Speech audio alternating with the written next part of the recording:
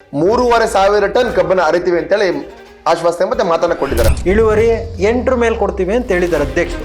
ಹೌದು. ಎಷ್ಟು ಕೊಟ್ಟಿದ್ದಾರೆ? 3,500 ಟನ್ ಕಬ್ಬು ಬರೆದ್ರೆ ಫ್ಯಾಕ್ಟ್ರಿ ಆಫ್ ಆಗುತ್ತೆ.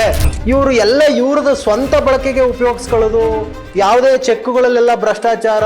24 ಪ್ರಶ್ನೆಯಲ್ಲಿ 4 ಪ್ರಶ್ನೆಗೆ ಉತ್ತರ ಕೊಟ್ಟವ್ರು ಅವರು. 15 ದಿವಸದಲ್ಲಿ ನಮ್ಮ ಕಾರ್ಖಾನೆ ಹಣ ಕೊಟ್ಟಿದ್ದೀವಿ ಅಂದ್ರೆ ಮಹಾ ಸುಳ್ಳು ಅಂತ ಇಲ್ಲೇ ಗೊತ್ತಲ್ಲ. ಕೃಷಿಕರಿಗೆ ಲಾಭ ಮಾಡಿದೀವಿ ಹೊರತು ನಷ್ಟ ಮಾಡಿಲ್ಲ ಅಂತ ಹೇಳ್ತಾರೆ. ಒಟ್ಟಿಗೆ ಕಳ್ತನ ಮಾಡ್ತವ್ರೆ, ಒಬ್ಬರಿಂದ ಒಬ್ಬರ ಮೇಲೆ ಗೂಬೆ ಕೂರಿಸೋದು. ರೋಹಿಣಿ ಸಿಂಧಿರಿ ಅವರ ಅರ್ಜಿ ನಾನು ಸೈನ್ ಹಾಕಕ್ಕಾಗುತ್ತಾ? ಈ ಗಣಿಗ ರವಿ ಅವರು ಯಾವುದೋ ವಿದೇಶದಲ್ಲಿ 100 ಕಂಟ್ರಿಗೆ ಸಕ್ಕರೆನ ರಫ್ತು ಮಾಡ್ತೀನಿ ಅಂತ ಹೇಳಿದ್ದಾರೆ. ಕರ್ನಾಟಕ ನ್ಯೂಸ್ ಡಿಜಿಟಲ್ ವಾಹಿನಿಗೆ ಸ್ವಾಗತ. ನಾನು ನಿಮ್ಮ ಲೋಹಿತ್ ಕುಮಾರ್. ತಮಗೆಲ್ಲ ಗೊತ್ತಿರೋ ಹಾಗೆ ಮಂಡ್ಯ ಜಿಲ್ಲೆಯ ಜೀವನಾಡಿಯಾಗಿರ್ತಕ್ಕಂಥ ಕಾವೇರಿ ಒಂದು ಕಡೆ ಆದ್ರೆ, ಮಂಡ್ಯ ಜಿಲ್ಲೆಗೆ ಮತ್ತು ರೈತರ ಬೆನ್ನೆಲುಬು ಆಗಿರ್ತಕ್ಕಂಥ ಮೈಷಿಗರ್ ಮತ್ತೊಂದು ಜೀವನಾಡಿ. ಯಾಕೆಂದ್ರೆ ಪ್ರತಿಯೊಬ್ಬ ರೈತರು ಕೂಡ ಇವತ್ತು ಅತಿ ಹೆಚ್ಚು ಕಬ್ಬು ಬೆಳೆಗಾರ ಇರ್ತಕ್ಕಂಥ ನಮ್ಮ ಜಿಲ್ಲೆಯಲ್ಲಿ ಮೈಷಿಗರ್ ಒಂದು ದೊಡ್ಡ ಪಾತ್ರವನ್ನೇ ಬೀರ್ತಾ ಇದೆ. ಆ ಒಂದು ನಿಟ್ಟಿನಲ್ಲಿ ಮೈಷಿಗರ್ನಲ್ಲಿ ನಡೆದಿರ್ತಕ್ಕಂಥ ಹಲವಾರು ಚಟುವಟಿಕೆಗಳು ಅನುಮಾನಾಸ್ಪದವಾಗಿದ್ದಾವೆ. ಮತ್ತೆ ಇರ್ತಕ್ಕಂಥ ಕಾರ್ಯಚಟುವಟಿಕೆಗಳಲ್ಲಿ ಕೆಲವೊಂದು ಲೋಪದೋಷಗಳಿದ್ದಾವೆ ಅಂತೇಳಿ ಪದೇ ಪದೇ ವಿಚಾರಗಳು ಸಾರ್ವಜನಿಕ ವಲಯದಲ್ಲಿ ಬಂದಾಗಲೂ ಕೂಡ ಒಂದು ದನಿಯಾಗಿ ನಮ್ಮ ಮಂಡ್ಯ ನಗರದಲ್ಲಿ ಶಿವಕುಮಾರ್ ಅವರು ಇದಕ್ಕೆ ದನಿ ಎತ್ತಾನೆ ಬಂದಿದ್ದಾರೆ. ಇವತ್ತು ನಮ್ಮೊಟ್ಟಿಗಿದ್ದಾರೆ ಶಿವಕುಮಾರ್ ಅವರು, ಮಾಜಿ ನಗರಸಭಾ ಸದಸ್ಯರು. ಅವ್ರನ್ನ ಕಾರ್ಯಕ್ರಮಕ್ಕೆ ಸ್ವಾಗತ ಮಾಡೋಣ. ಸರ್, ತಮ್ಮ ಕಾರ್ಯಕ್ರಮಕ್ಕೆ ಸ್ವಾಗತ. ನಮಸ್ಕಾರ ಸರ್. ತಾವು ಮೈಷಿಗರ್ ವಿಚಾರವಾಗಿ ಹಲವಾರು ಬಾರಿ ಆರೋಪಗಳನ್ನ ಮಾಡ್ತಾನೆ ಬಂದಿರಿ. ಅಂದ್ರೆ ಈ ಕಾರ್ಖಾನೆ ನಮ್ಮ ಸುಸ್ಥಿತಿಯಲ್ಲಿದೆ, ಕಾರ್ಖಾನೆ ಚೆನ್ನಾಗಿ ನಡೀತಾ ಇದೆ, ಇಂತೆಲ್ಲ ಅಲ್ಲಿ ಬಂದಂತ ಅಧ್ಯಕ್ಷಗಳು ಹೇಳ್ಕೊಂಡು ಬಂದಿದ್ದಾರೆ. ಮತ್ತೆ ಈಗಿರುವಂತಹ ಅಧ್ಯಕ್ಷರಂತ ಸಿ ಡಿ ಗಂಗಾಧರ್ ಅವರು ಕೂಡ ಇತ್ತೀಚಿನ ನಮ್ಮ ವಾಹಿನಿಯಲ್ಲಿ ಕೂಡ ಒಂದಷ್ಟು ಅಭಿಪ್ರಾಯಗಳನ್ನ ಅವರು ಹಂಚ್ಕೊಂಡಿದ್ದಾರೆ. ಅಂದ್ರೆ ನಮ್ಮ ಮೈಷಿಗರ್ ಲಾಭದಲ್ಲಿ ನಡೀತಾ ಇದೆ, ಲಾಭದೊಳಗೆ ನಾವು ತಗೊಂಡ್ಬಂದಿದೀವಿ ನಮ್ಮ ಆಡಳಿತ ಮಂಡಳಿ ಬಂದ ನಂತರ ಅಂತ. 15/7 ತಾರೀಕು ಅಂದ್ರೆ 15/7/2026 ಕಾರ್ಖಾನೆಗೆ ಮರುಚಾಲನೆ ಕೊಡಲಾಗಿದೆ. ಸರಿಸುಮಾರು ಒಂದು ದಿನಕ್ಕೆ 3,500 ಟನ್ ಕಬ್ಬನ್ನ ಅರಿತೀವಿ ಅಂತೇಳಿ ಆಶ್ವಾಸನೆ ಮತ್ತೆ ಮಾತನ್ನ ಕೊಟ್ಟಿದ್ದಾರೆ. ಸರ್, ಅದಕ್ಕೆ ತಮ್ಮ ರಿಯಾಕ್ಷನ್? ಈಗ ಮೊದಲನೇದಾಗಿ ಅವರು 15ನೇ ತಾರೀಕು ಆರಂಭ ಮಾಡ್ತಾ ಇದ್ದಾರೆ. ಹೌದು. ಆರಂಭ ಮಾಡಿ ಏನಾಯ್ತು, 15ರಿಂದ ಇಲ್ಲಿಯವರೆಗೆ ಅಂದ್ರೆ 3ನೇ ತಾರೀಕುವರೆಗೆ ಸುಮಾರು 18 ದಿವಸ ಆಗುತ್ತೆ. 18 ದಿನಕ್ಕೆ 3,500 ಅಂದ್ರೆ 60,000 ಟನ್ ಕಬ್ಬು ಅರ್ದಿರ್ಬೇಕೀಗ. ನಿಮ್ಮ ವಾಹಿನಿಯಲ್ಲೇ ನೋಡಿದೆ, ನಾವು ಈ ಬಾರಿ ಇಳುವರಿ 8 ಮೇಲೆ ಕೊಡ್ತೀವಿ ಅಂತ ಹೇಳಿದ್ದಾರೆ ಅಧ್ಯಕ್ಷರು. ಹೌದು. ಎಷ್ಟು ಕೊಟ್ಟಿದ್ದಾರೆ? 6% ಕೊಟ್ಟಿದ್ದಾರೆ. ಸಾಕಾ? ಆಯ್ತು. ನೀವು ಆರಂಭ ಮಾಡಬೇಕಾದ್ರೆ ಕಾರ್ಖಾನೆಯನ್ನ ಏನು ಮೇಸ್ತ್ರಿಗಳನ್ನ ಎಲ್ಲ ತಗೊಂಡಿರ್ತೀರಲ್ಲ, ಎಷ್ಟು ಜನ ತಗೊಂಡಿದ್ದೀರಿ, ಎಷ್ಟು ಹಣ ಬಿಡುಗಡೆ ಮಾಡಿದಿರಿ, ಅವರಿಂದ ಎಷ್ಟು ಕಬ್ಬು ವಸೂಲಿ ಮಾಡಿದಿರಿ, ಫ್ಯಾಕ್ಟ್ರಿಗೆ ಎಷ್ಟು ಕಬ್ಬು ಬರ್ತಾ ಇದೆ? ಸ್ಟಾರ್ಟಿಂಗ್ ಆರಂಭ ಆಗಿರೋದು 5ರಿಂದ 6 ದಿವಸ ಕಬ್ಬು ಏನು ಬರೀ 500, 600, 700 ಟನ್ ಹೋಗಿದೆ. ಇತ್ತೀಚೆಗೆ ನೆನ್ನೆ ಮೊನ್ನೆ 1,500. ಇವತ್ತು ಏನು ಅಮ್ಮಮ್ಮ ಅಂದ್ರೆ 2,000 ಟನ್ ಕಬ್ಬು, 2,500, 2,400 ಹತ್ರ ಬಂದಿದೆ. ಇವರು 3,500 ಟನ್ ಕಬ್ಬು ಬರೆದ್ರೆ ಫ್ಯಾಕ್ಟ್ರಿ ಆಫ್ ಆಗುತ್ತೆ, ಯಾವುದೇ ಕಾರಣಕ್ಕೂ ರನ್ ಆಗಲ್ಲ. ಅಂದ್ರೆ ಅಷ್ಟು ಲೋಡ್ ತಡೆಯೋ ಕೆಪಾಸಿಟಿ ನಮ್ಮಲ್ಲಿ ಇಲ್ಲ ಅಂತೀರಾ? ಇಲ್ಲ. ಮತ್ತೆ ಸುಳ್ಳು ಮಾಹಿತಿ ಕೊಟ್ಟರೆ ಹಾಗಾದ್ರೆ ಅಧ್ಯಕ್ಷರು? ನೋಡಿ, ನಾನು ಈ ಕಾರ್ಖಾನೆ ವಿಷಯದಲ್ಲಿ ಎಲ್ಲ ಪಾರ್ಟಿಗೂ ಸೇರೇ ಹೇಳಿದ್ದೀನಿ. ನಾನು 2001ರಿಂದ ಇಲ್ಲಿವರೆಗೆ ಕಾರ್ಖಾನೆಗೆ 649 ಕೋಟಿ ಕೊಟ್ಟಿದೆ ಸರ್ಕಾರ. ಅದನ್ನ ಇವರು ಸಾಲದ ರೂಪದಲ್ಲಿ ಕೊಟ್ಟಿರೋದು, ಫ್ರೀಯಾಗಿ ಮಡಿಕಳಿ ಅಂತ. ನಮ್ಮ ಸರ್ಕಾರದವ್ರಿಗೂ ಕೊಡಲಿಲ್ಲ, ನಮ್ಮ ಅಧ್ಯಕ್ಷರಾಗಿದ್ದವ್ರಿಗೂ ಕೊಡಲಿಲ್ಲ, ಸಿ ಡಿ ಗಂಗಾಧರ್ ಅವ್ರಿಗೂ ಕೊಡಲಿಲ್ಲ. ಕಾರ್ಖಾನೆ ಉದ್ಧಾರ ಮಾಡಿ ಅಂತ 649 ಕೋಟಿ ಕೊಟ್ಟಾಗ 2001ರಿಂದ ಇವರು ಎಲ್ಲ ಇವ್ರದ್ದು ಸ್ವಂತ ಬಳಕೆಗೆ ಉಪಯೋಗಿಸ್ಕೊಳ್ಳೋದು, ಯಾವುದೇ ಚೆಕ್ಗಳಲ್ಲೆಲ್ಲ ಭ್ರಷ್ಟಾಚಾರ, ಇವರ ವೈಯಕ್ತಿಕ ಕುಟುಂಬಗಳ ಖಾತೆಗೆ ಹಣ ವರ್ಗಾವಣೆ. ಕೇಳಬಾರ್ದು ಇದನ್ನ ನಾವು? ಸರ್ ಆಗಿದೆ ಅಂತೀರ ಹಾಗಾದ್ರೆ ಇವೆಲ್ಲ? ಈಗ ನಾನು 24 ಪ್ರಶ್ನೆ ಕೇಳಿದ್ದೀನಿ ಅಧ್ಯಕ್ಷರಿಗೆ. 24 ಪ್ರಶ್ನೆಯಲ್ಲಿ 4 ಪ್ರಶ್ನೆಗೆ ಉತ್ತರ ಕೊಟ್ಟವ್ರು ಅವರು.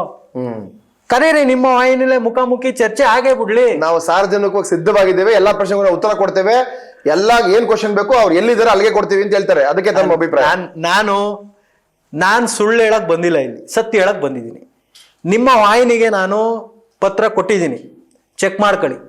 ಅವ್ರದೇ ಸೀಲು, ಅವ್ರದೇ ಆಪ್ತ ಕಾರ್ಯದರ್ಶಿ, ಎಲ್ಲಾ ಕಡೆನೂ ಸೀಲ್ ಹಾಕ್ಸಿದ್ದೀನಿ. ಯಾಕೆ ಒಂದ್ ಕಡೆ ಹಾಕೋರು ಇನ್ನೊಂದ್ ಕಡೆ ಅವರೇ ಬೇಕಾದ್ರೆ ಬರ್ಕೊಂಡು ತಂದಿರ್ತಾರೆ ಅಂತ ಉದ್ದೇಶಕ್ಕೆ ಎಲ್ಲ ಸೃಷ್ಟಿಸಿದ್ರಿ ಅಂತ ಅಂದ್ಬಿಡ್ತಾರೆ. ಹೌದೌದು, ಆ ಉದ್ದೇಶಕ್ಕೆ ನಾನು ಎಲ್ಲಾ ಕಡೆ ಸೈನ್ ಹಾಕ್ಸ್ಕೊಂಡು 24 ಪ್ರಶ್ನೆಗಳನ್ನ ಕೇಳಿದೀವಿ.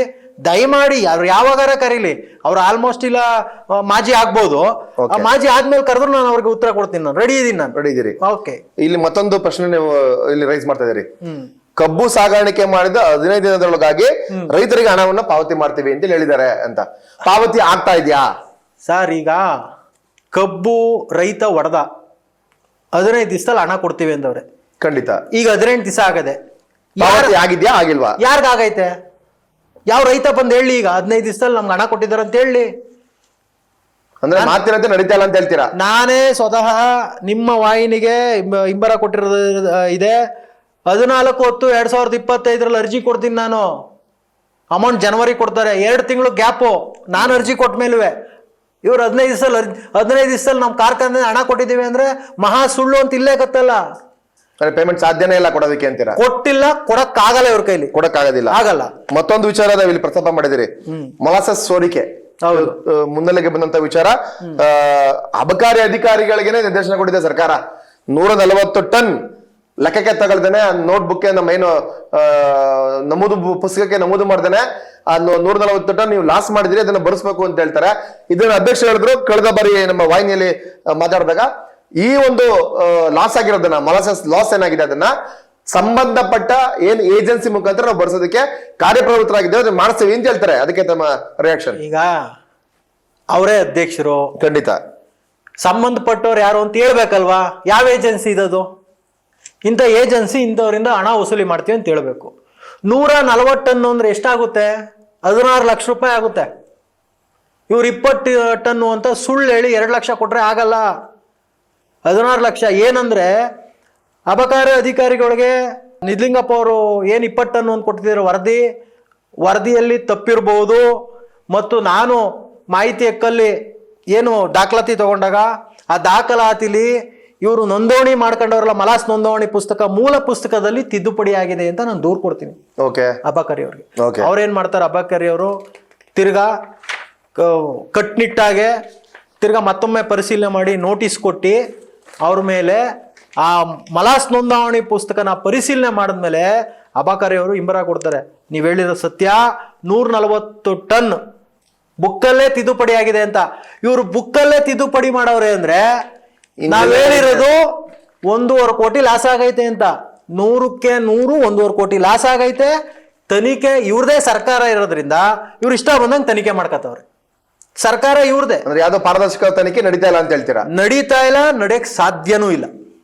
ಮತ್ತೊಂದು ಪ್ರಶ್ನೆ ಉದ್ಭವ ಆಗಿದೆ. ಸರ್ಕಾರದ ಕಾರ್ಯದರ್ಶಿಗಳು, ಅಧೀನ ಕಾರ್ಯದರ್ಶಿಗಳು 25/11/2025 ಮತ್ತು 27/1/2026 2 ಪತ್ರದಲ್ಲಿ ಮಂಡ್ಯ ಮೈಸೂರು ಕಂಪನಿಗೆ ಸಂಬಂಧಿಸಿದ ಜಮೀನು ಮತ್ತು ಬೆಲೆ ಬಾಳುವ ಅನುಪಯುಕ್ತ ವಸ್ತುಗಳನ್ನು, ಕಬ್ಬಿಣಗಳನ್ನ ಮಾರಾಟ ಆಯ್ತಲ್ಲ, ಅದು ಮಾರಾಟ ಮಾಡೋದನ್ನು ತಡೆಯಲು ಕೋರಿರುವ ಬಗ್ಗೆ ಈ 2 ಪತ್ರಕ್ಕೆ ಸಲ್ಲಿಸುವ ಸಂಪೂರ್ಣ ವರದಿಯ ಪ್ರತಿ ಜೊತೆ ಲಿಖಿತ ರೂಪದಲ್ಲಿ ನೀವು ಕೋರಿದಿರಿ. ಅಂದ್ರೆ ಕಾರ್ಖಾನೆ ಇರ್ತಕ್ಕಂಥ ವೇಸ್ಟ್ ಸ್ಕ್ರಾಪ್ ಅಥವಾ ಕಬ್ಬಿಣಗಳು ಹರಾಜು ಪ್ರಕ್ರಿಯೆಯಲ್ಲಿ ಪಾಲ್ಗೊಂಡಿದೆ. ಹರಾಜು ಪ್ರಕ್ರಿಯೆಯಲ್ಲಿ ನಾವು ಪಾರದರ್ಶಕವಾದಂತಹ ಪ್ರಕ್ರಿಯೆಯನ್ನು ನಾವು ಕೈಗೊಂಡಿದ್ದೀವಿ ಅಂತೇಳಿ ಅಧ್ಯಕ್ಷರು ಹೇಳ್ತಾರೆ. ಮತ್ತೆ ಅದು ಸಾರ್ವಜನಿಕ ವಲಯಕ್ಕೆ ನಾವು ಅದನ್ನು ಕೊಡ್ತೀವಿ. ಯಾಕೆಂದ್ರೆ ತುಮಕೂರಲ್ಲಿ ಒಂದು ಇದೇ ತರ ಸರ್ಕಾರಿ ಸ್ವಾಮ್ಯದ ಸಂಸ್ಥೆ ಬರೀ ಕಮ್ಮಿ ಮೊತ್ತಕ್ಕೆ ಅಂದ್ರೆ ಸರಿಸುಮಾರು 18-20 ರೂಪಾಯಿಗೆ ಹರಾಜು ಹಾಕಿದ್ದಾರೆ. ನಾವು ಇನ್ನೂ ಹೆಚ್ಚಿನ ದರಕ್ಕೆ ನಾವು ಕಬ್ಬಿಣವನ್ನ ಅಥವಾ ಅನುಪಯುಕ್ತ ವಸ್ತುಗಳನ್ನ ಮಾರಾಟ ಮಾಡಿದೀವಿ. ಆ ಮುಖಾಂತರ ಮೈಸೂರಿಗೆ ಲಾಭ ಮಾಡಿದೀವಿ ಹೊರತು ನಷ್ಟ ಮಾಡಿಲ್ಲ ಅಂತ ಹೇಳ್ತಾರೆ. ಇದಕ್ಕೆ ಈಗ ಸ್ಕ್ರಾಪ್ ಸಂಬಂಧ ಅಧ್ಯಕ್ಷರು ನಾನು ಪ್ರಾಮಾಣಿಕ ಅನ್ನೋದು ವಿಷಯ ಅವರಲ್ಲಿ ಏನಾದ್ರು ಇದ್ರೆ, ಈ ಹಿಂದೆ ಏನು ಶಿವಲಿಂಗಯ್ಯ ಅವರು ಅಧ್ಯಕ್ಷರಾಗಿದ್ರು, ಸ್ಕ್ರಾಪ್ಗೆ ಟೆಂಡರ್ ಕರೆದಿರ್ಲಿಲ್ವಾ ಅವರು? ಈ ಟೆಂಡರ್ ಕರೆದಿರ್ಲಿಲ್ವಾ? ಕರೆದಿದ್ರು. ಆ ಕರೆದಿರೋದು ಮಾಹಿತಿ ಕೇಳಿದ್ರೆ ನೀವು 81J ಪ್ರಕಾರ ಕೊಡಕ್ ಬರಲ್ಲ ಅಂತ ಹೇಳ್ತಾರಲ್ಲ, ಯಾವ ಕಾರಣ ಇದು? ಒಂದು ಟೆಂಡರ್ನ ಗೌಪ್ಯವಾಗಿ ಇಟ್ಕೊಳ್ತೀವಿ ಅಂತಂದ್ರೆ ಆಗೋಗಿರೋದು ಇಟ್ಕೊತೀರಾ ಅಂದ್ರೆ ಇದು ಭ್ರಷ್ಟಾಚಾರಕ್ಕೆ ಸಮ. ಇನ್ನೊಂದೇನಂದ್ರೆ ಇದೇ ತಿಂಗಳು 17ನೇ ತಾರೀಕು ಕಳೆದ ತಿಂಗಳು 17ನೇ ತಾರೀಕು ಜುಲೈ 2026ರಲ್ಲಿ ಸರ್ಕಾರದ ಮುಖ್ಯ ಕಾರ್ಯದರ್ಶಿ ರೋಹಿಣಿ ಸಿಂಧೂರಿ ಅವರು ನೇರವಾಗಿ ಪತ್ರ ಬರೀತಾರೆ. ಯಾರಿಗೆ? ಮಂಗಲ್ದಾಸ್ ವ್ಯವಸ್ಥಾಪಕ ನಿರ್ದೇಶಕರಿಗೆ. ಏನಂತ ಪತ್ರ ಬರೀತಾರೆ? ನೀವು ಸ್ಕ್ರಾಪ್ ವಿಷಯದಲ್ಲಿ ಏನು ಸಚಿವ ಸಂಪುಟದಲ್ಲಿ ಅನುಮೋದನೆ ತಗೊಂಡಿಲ್ಲ, ನೀವು ತಗೊಳ್ಳದೇನೆ ಹೆಂಗ್ ಮಾರುದ್ರಿ ಅಂತ ಪ್ರಶ್ನೆ ಮಾಡಿ 3 ದಿವಸದಲ್ಲಿ ವರದಿ ಕೇಳಿದ್ದಾರೆ. ಆ ವರದಿನ ಸರ್ಕಾರಕ್ಕೆ ಕೊಟ್ಟಿದ್ರೆ ಅವರು ನಿಮ್ಮ ವಾಹಿನಿಗೆ ಬಂದು ಬಿಡುಗಡೆ ಮಾಡಕ್ಕೆ ಹೇಳಿ. ಆ MD-ನಾರಾಗ್ಲಿ ಅಧ್ಯಕ್ಷನ ಆಗ್ಲಿ ಬಂದು ಬಿಡುಗಡೆ ಮಾಡಿ ಅಂತೇಳಿ ವರದಿ ಕೊಟ್ಟಿದ್ದೀವಿ ಅಂತ ಹೇಳಿ. ಮಂಗಲ್ದಾಸ್ ಅವರು ಇದಕ್ಕೆ ಸೂಕ್ತವಾದ ಉತ್ತರ ಕೊಡಬೇಕು ಅಂತ ಹೇಳ್ತೀರಾ ಹಾಗಾದ್ರೆ? ಮಂಗಲ್ದಾಸು ಕೊಡಬೇಕು, ಅಧ್ಯಕ್ಷನೂ ಕೊಡಬೇಕು, ಆಡಳಿತ ಅಧಿಕಾರಿ ಸ್ವಾಮಿಗೌಡ ಕೊಡಬೇಕು, ಅಲ್ಲಿ ಏನು ಮೆಟೀರಿಯಲ್ಸ್ ವ್ಯವಸ್ಥಾಪಕರು ಇರ್ತಾರೆ ಸುಷ್ಮಾ ಅಂತ ಆ ಎಮ್ಮನು ಕೊಡಬೇಕು. ಇವ್ರು ಟೋಟಲಿ ಚೈನ್ ಲಿಂಕ್ ಕಳ್ರು ಎಲ್ಲಾರು ಒಟ್ಟಿಗೆ ಕಳ್ತನ ಮಾಡ್ತಾವ್ರೆ, ಒಬ್ಬರಿಂದ ಒಬ್ಬರ ಮೇಲೆ ಗೂಬೆ ಕೂರಿಸೋದು ಈ ಕೆಲಸ ಮಾಡ್ತಾವ್ರೆ. ಸುಖ ಸುಮ್ನೆ ಕಳ್ರು ಅಂತ ಆರೋಪ ಮಾಡ್ಬಿಡ್ತೀರಾ ಅಥವಾ ಅದಕ್ಕೆ ಪ್ರೂಫ್ ಸಾಕ್ಷಿ ಇಟ್ಟಿದ್ದೀನಲ್ಲ ನೋಡಿ. ನಾನು ರೋಹಿಣಿ ಸಿಂಧಿರಿ ಅವ್ರ ಅರ್ಜಿ ನಾನ್ ಸೈನ್ ಹಾಕಕ್ಕಾಗುತ್ತಾ? ಇಲ್ಲ. ಒಬ್ರು ಸರ್ಕಾರದ ಮುಖ್ಯ ಕಾರ್ಯದರ್ಶಿ ಪತ್ರನ ನಕಲು ಮಾಡಕ್ಕಾಗುತ್ತಾ? ಖಂಡಿತ. ನಕಲು ಮಾಡೋದು ನನ್ನ ಮೇಲೆ ಕೇಸ್ ಹಾಕಿ. ನನ್ನ ಮೇಲೆ ಆಲ್ರೆಡಿ ಎಷ್ಟು ಸತಿ ಇವ್ರು ಹೇಳಿದಾರೋ ನನ್ನ ಮೇಲೆ ಆಗ್ತೀವಿ ಅಂತ. ಅವ್ರ ಮೇಲೆ ಮಾನಹಾನಿ ಮೊಕದ್ದಮೆ ಆಗಿದೆ ಅಂತಲ್ಲ? ಯಾರು ಹಿಂದೆ ಅವರು ಮತ್ತೆ ಮೋಹನ್ ಕುಮಾರ್ ಅವ್ರ ಮೇಲೆ ನಮ್ಮ ಮೇಲೆ ಮಾನಹಾನಿ ಮೊಕದ್ದಮೆ ಆಗಿದೆ ಅಂತೇಳಿ ಹೇಳಿದ್ರು. ಅಲ್ಲ, ನಾವ್ ಯಾರ ಮೇಲೂ ಹಾಕಿಲ್ಲ. ನಾವೇನು ಗೊತ್ತಾ, ನಾವು ಮೊಕದ್ದಮೆ ಹಾಕೋದು ಮತ್ತೊಂದು ಹಾಕೋದಲ್ಲ. ಕಾನೂನು ಬದ್ಧವಾಗಿ ಹೋರಾಟ ಮಾಡ್ಬೇಕು, ಕಾನೂನು ಬದ್ಧವಾಗಿ ಹೋರಾಟ ಮಾಡ್ತಾ ಇದೀವಿ, ಮುಂದೇನು ಮಾಡ್ತೀರಿ. ಹೌದು. ಅಂದ್ರೆ ತಮ್ಮ ವಿಚಾರ ತುಂಬಾ ಕ್ಲಿಯರ್ ಇದೆ. ಹೌದು. ಮೈಶುಗರ್ ವಿಚಾರದಲ್ಲಿ ನಡೆದಿರುವಂತಹ ಅಕ್ರಮಗಳು 2001ರಿಂದ ಇಲ್ಲಿವರೆಗೆ ಎಲ್ಲವೂ ಸಂಪೂರ್ಣ ತನಿಖೆಯಾಗ್ಲಿ. ಹೌದು. ಯಾರೇ ತಪ್ಪಿತ ಇದ್ರು ಕೂಡ ಅದಕ್ಕೆ ಸರಿಯಾದ ಶಿಕ್ಷೆಯನ್ನ ಕೊಡಬೇಕು, ಉನ್ನತ ಮಟ್ಟದ ತನಿಖೆ ಮಾಡ್ಬೇಕು ಅಂತ ಹೇಳ್ತೀರಾ ನೀವು? ಆಗ್ಲೇಬೇಕು. ಇಲ್ಲಿ ಮತ್ತೊಂದು ವಿಚಾರ ಅಂತಾರೆ, ಈ ಕಾರ್ಮಿಕರ ನೇಮಕಾತಿ ವಿಚಾರ. ಅಂದ್ರೆ ಕಾರ್ಮಿಕರು ಅಂದ್ರೆ ಅಧಿಕಾರಿಗಳಿರ್ಬೋದು, ಮತ್ತೊಬ್ರು ಇರ್ಬೋದು. ಮೈಶುಗರ್ಗೆ ನೇಮಕಾತಿ ಪ್ರಕ್ರಿಯೆ ನಡೆದಂತ ಒಂದಷ್ಟು ವಿಚಾರಗಳ ಬಗ್ಗೆ ನೀವು ಪ್ರಶ್ನೆ ಮಾಡಿದ್ರಿ. ಆ ವಿಚಾರ ಬಗ್ಗೆ ಹೇಳೋದಾದ್ರೆ ನೋಡಿ, KV ವೀರೇಶ್ ಅಂತ ಒಬ್ಬರನ್ನ ಪ್ರಭಾರಿ ವ್ಯವಸ್ಥಾಪಕರನ್ನ ಆಯ್ಕೆ ಮಾಡ್ಕೊಂಡಿದ್ದಾರೆ. ಓಕೆ.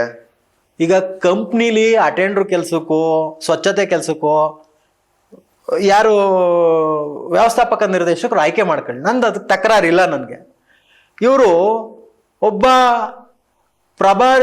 ಪ್ರಧಾನ ವ್ಯವಸ್ಥಾಪಕ ನಿರ್ದೇಶಕರನ್ನ ಟೆಕ್ನಿಕಲಿ ಮಾಡ್ಕೋಬೇಕು ಅಂದಾಗ ಸರ್ಕಾರದ ಒಂದು ಚೌಕಟ್ಟಿದೆ, ಡೈರೆಕ್ಟರ್ ಇದ್ದಾರೆ, ಡೈರೆಕ್ಟರ್ ಥರ ಮಡಗಬೇಕು, ಸರ್ಕಾರದಿಂದ ಅನುಮತಿ ತಗೋಬೇಕು, ಮಾಡಬೇಕು. ಇವ್ರು ಯಾವುದು ಮಾಡಿಲ್ಲ. ಇವರು ನಾನು ಅದ್ರದ್ದು ಮಾಹಿತಿ ಕೊಡಿ ಅಂದರೆ ಅದನ್ನು 81 ಅವ್ರು ಕೊಟ್ಟಿರೋ ನೋಟಿಸು ಮತ್ತೊಂದು ಕೊಡಿ ಅಂದರೆ ನೋಟಿಸ್ 81Jಗೆ ಬರಲ್ಲ ಅಂತ ಹೇಳ್ತಾರೆ. ಅಂದರೆ ಇವರು ತೆರೆದ ಭ್ರಷ್ಟಾಚಾರ ಇದು.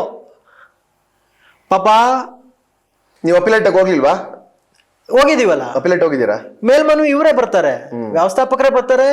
ಮೇಲ್ಮನವಿ ಕೊಟ್ಟಿದ್ದೀನಿ ಅವ್ರಿಗೆ. ಒಬ್ಬ ಮೇಲ್ಮನವಿಲಿ ಒಬ್ಬ ನ್ಯಾಯಾಧೀಶ ಯಾವ ರೀತಿ ನ್ಯಾಯ ಕೊಡಬೇಕು ಅನ್ನೋದು ಅವ್ರಿಗೆ ಗೊತ್ತಿಲ್ಲ. ನ್ಯಾಯಾಧೀಶರೇ ತಪ್ಪು ಮಾಡಿದಾಗ ನಾವು ಯಾರ ಹತ್ರ ಹೋಗಕ್ಕೆ ಸಾಧ್ಯ? ಅದರಿಂದ ಮುಂದೆ ಅವ್ರು ಕೊಡೋದಾದ್ರೆ ಮುಂದೆ ಆಯೋಗ ಇದೆ, ಆಯೋಗದಿಂದ ಬಂದಾದ್ಮೇಲೆ ಹೈಕೋರ್ಟ್ ಇದೆ, ಮುಂದೆ ಅಂತ ಇದೆ, ಮುಂದಕ್ಕೆ ಹೋಗ್ತಾ ಇರ್ತೀವಿ, ಬಿಡಲ್ಲ.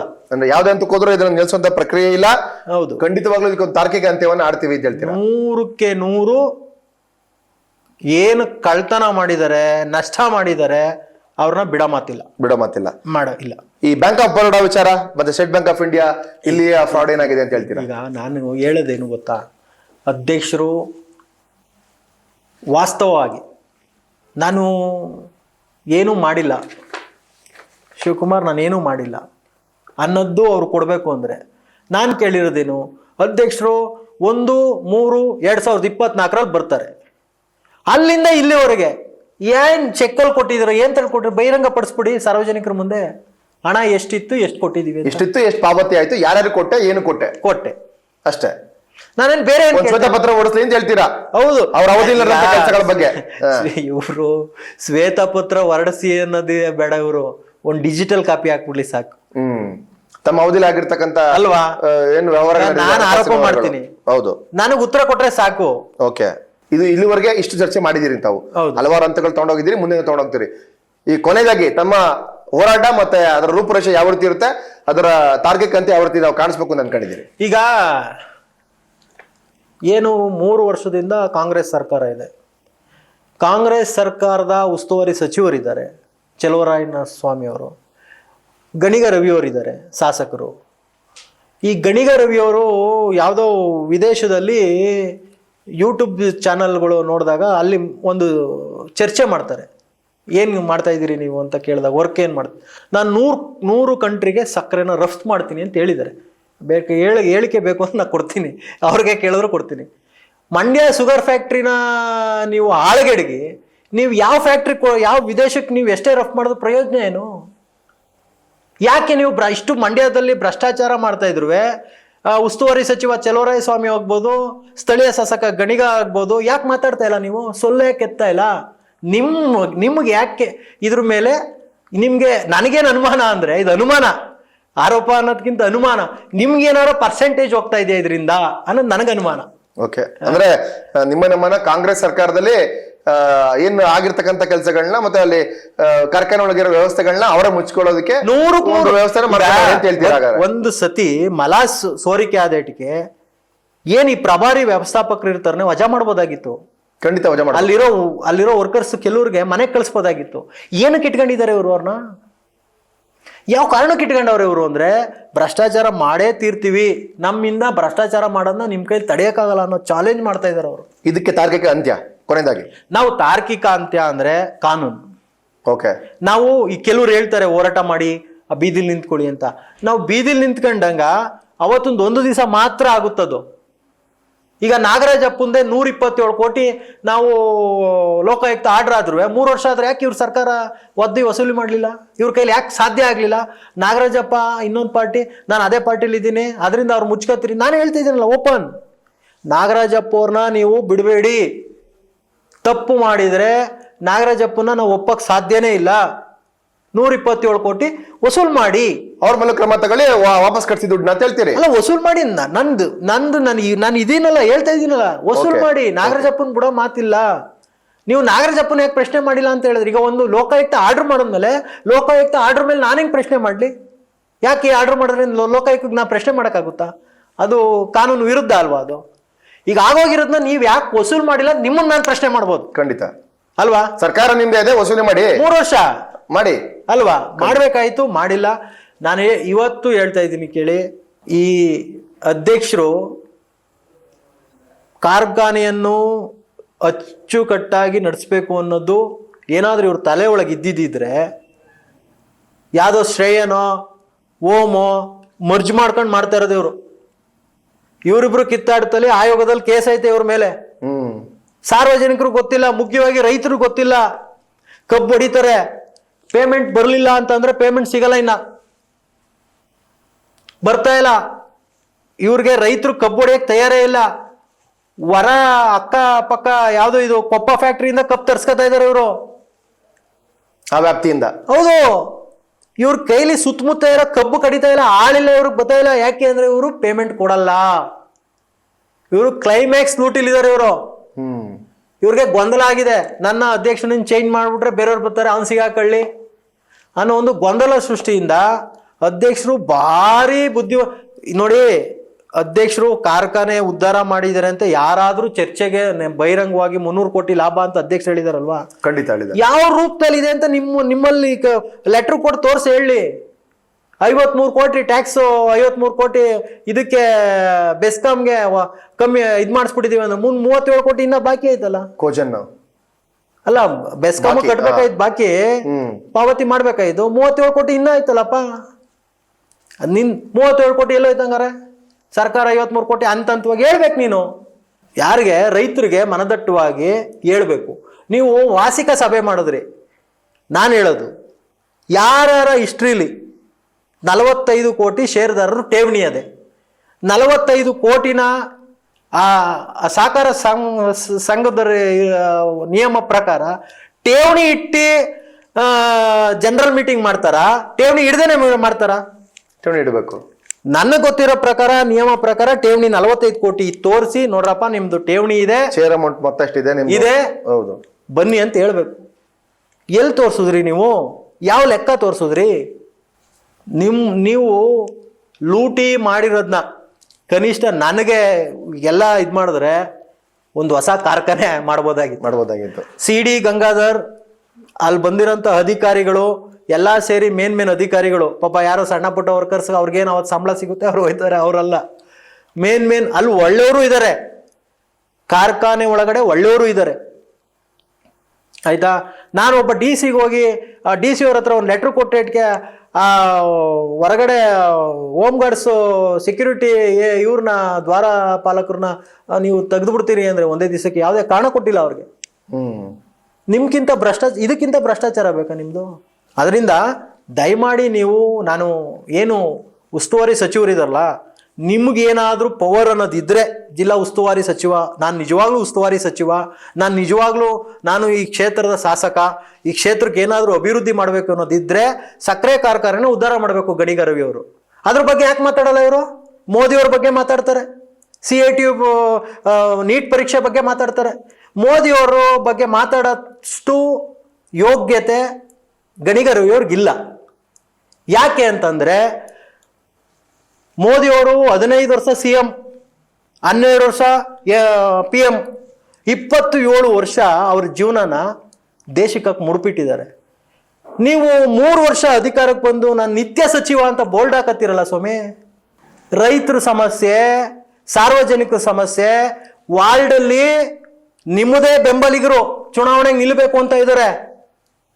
ಫಸ್ಟ್ ಚುನಾವಣೆ ಮಾಡಿ ನೀವು ಅಲ್ವಾ? ಚುನಾವಣೆ ಮಾಡ್ದೇನೆ ನೀವು ಒಬ್ಬ ಶಾಸಕರು ಸ್ಥಳೀಯ ಕಾರ್ಯಕರ್ತರಿಗೆ ಶಕ್ತಿ ಕೊಡ್ದೇನೆ, ಸ್ಥಳೀಯ ಮುಖಂಡರಿಗೆ ಹೋರಾಟ ಕೊಡ್ದೇನೆ, ಮನೋಭಾವ ಇಳ್ದೇನೆ ನಿಮ್ಮದೇ ಆದಂಥ ರೀತಿಲಿ ಮೋದಿಯವ್ರ ಬಗ್ಗೆ ಮಾತಾಡ್ತಿರಲ್ಲ ನೀವು.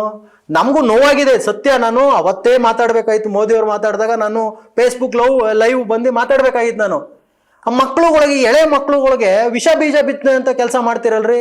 ನಿಮಗೆ ನಾನು ಹೇಳೋದು, ಆ ಪ್ರಾಂಶುಪಾಲರು ಯಾಕೆ ಇವ್ರನ್ನ ಒಬ್ಬ ರಾಜಕಾರಣಿಗಳು ಮಾತು ಕೇಳ್ತಾರೆ? ಇವರು ಯಾಕೆ ಕೇಳ್ತಾರೆ?